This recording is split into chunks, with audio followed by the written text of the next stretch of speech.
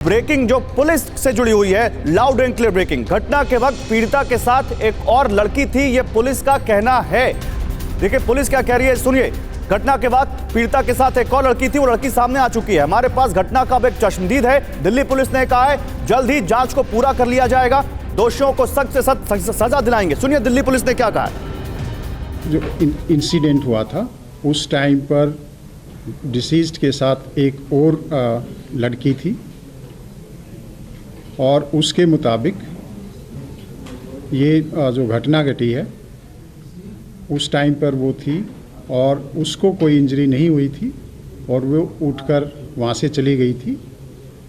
और इस मुद्दे में हमने जो भी एफर्ट्स किए हैं कल, उसका परिणाम ये रहा कि अब हमारे पास एक इंसिडेंट की आई विटनेस है और वो पुलिस के साथ कोऑपरेट कर रही है। और इसमें अभी 164 सीआरपीसी के तहत उसकी जो स्टेटमेंट है वो रिकॉर्ड कराई जा रही है।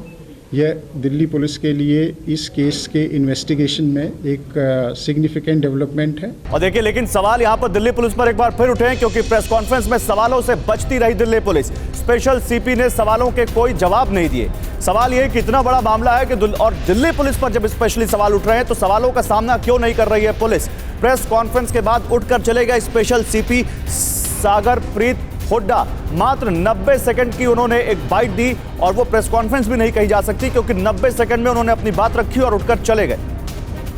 3 दिन की पड़ताल और 90 सेकंड में वो बस जवाब देकर चलते बने। सुनिए। एक नया तथ्य हमारे सामने आया है जिसके अनुसार एक जो इंसिडेंट हुआ था उस टाइम पर डिसीज्ड के साथ एक और लड़की थी और उसके मुताबिक ये जो घटना घटी है उस टाइम पर वो थी और उसको कोई इंजरी नहीं हुई थी और वो उठकर वहाँ से चली गई थी।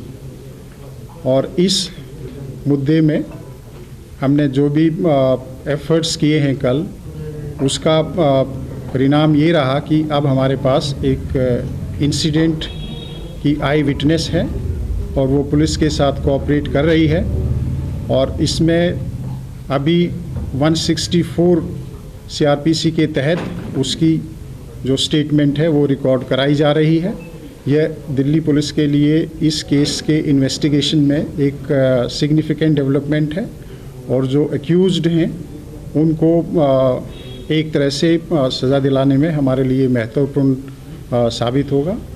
इसके अलावा इन्वेस्टिगेशन अभी जारी है। इन्वेस्टिगेशन अभी प्रारंभिक स्टेज पर है, बहुत पहलुओं पर इन्वेस्टिगेशन हो रहा है और जल्दी ही दिल्ली पुलिस की ये कोशिश है कि जल्दी ही इस इन्वेस्टिगेशन को कंप्लीट कर लिया जाएगा और जो अपराधी हैं उनको सख्त से सख्त सजा दिलवाई जाएगी।